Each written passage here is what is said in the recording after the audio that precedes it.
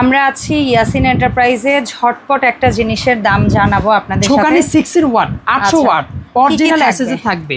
আচ্ছা, এটার মধ্যে অ্যাকচুয়ালি যেটাই যে কাজ হবে অবশ্যই কি থাকবে, যে রসুনের যেমন এইটা, এটা দিয়ে মাংস কিংবা আদা রসুনের যত আছে সবগুলো করতে করা যাবে। হ্যাঁ, এটা দিয়ে রসুনের খোসা ছাড়ানো যাবে। হ্যাঁ, এইটা দিয়ে আপনি ওই যে ডিমের ফোম টোম জাতীয় সব করা যাবে। তারপর এটা দিয়ে ডিমের কুসুম আলাদা করা যাবে।